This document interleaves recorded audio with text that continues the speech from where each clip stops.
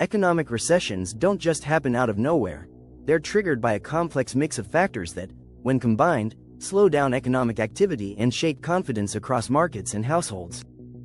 Understanding what sparks a recession can help you anticipate risks and make smarter financial decisions.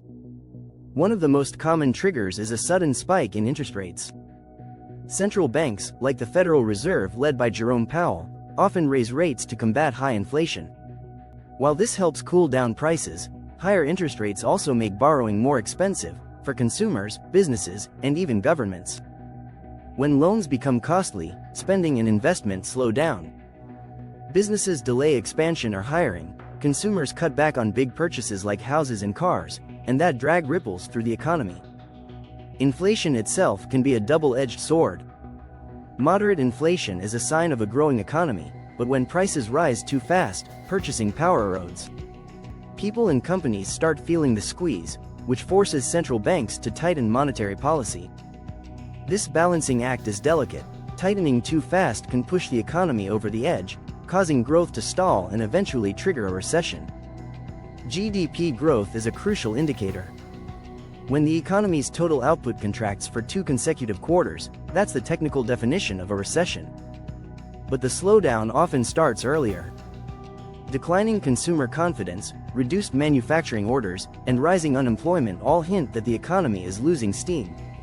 As layoffs increase, incomes fall, reducing spending power further and deepening the downturn. External shocks can also trigger recessions. Think global events like oil price shocks, geopolitical conflicts, or pandemics. These disrupt supply chains, raise costs, and create uncertainty that causes businesses and consumers to hit pause.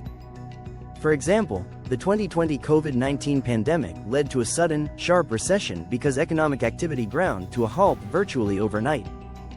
Fiscal policy plays a role too. When governments cut spending or raise taxes to manage debt, they can unintentionally slow economic growth. Conversely, excessive government borrowing can drive up interest rates and crowd out private investment. Striking the right balance is tricky but essential to avoid tipping the economy into recession.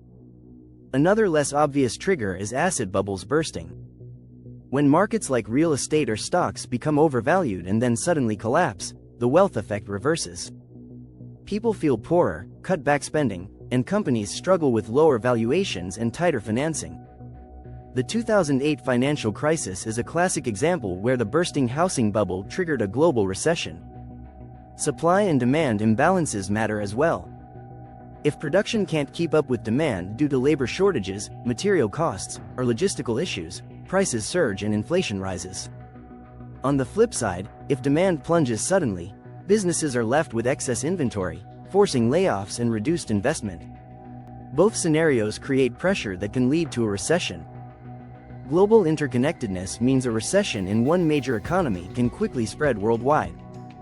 Trade disruptions, currency fluctuations, and cross-border investment pullbacks amplify the impact. This is why economic troubles in China, the US, or Europe often make headlines, because they affect global growth prospects. Monetary policy mistakes can worsen a downturn. If central banks fail to respond quickly enough or tighten too aggressively, they risk choking off recovery. Conversely, keeping rates too low for too long can inflate bubbles that eventually burst. The timing and scale of policy moves are critical in managing economic cycles. Understanding these triggers isn't just academic, it has real consequences. Investors might shift to safer assets like bonds or gold when warning signs appear. Businesses can prepare by tightening budgets and managing debt. Individuals might boost savings and reduce discretionary spending. Recognizing the early signals helps everyone make informed decisions that protect wealth and livelihoods. In short, economic recessions are rarely caused by a single event. They result from a tangled web of rising interest rates, inflation pressures, shrinking GDP, external shocks, policy shifts, asset bubbles, and supply-demand imbalances. Each factor interacts, amplifying risks until the economy slips into contraction. Keep an eye on inflation trends, central bank policies, consumer confidence, and global developments. These clues offer the best chance to foresee downturns and respond wisely. The economy moves in cycles, but understanding what triggers the next recession arms you with the knowledge to navigate uncertain times with greater confidence.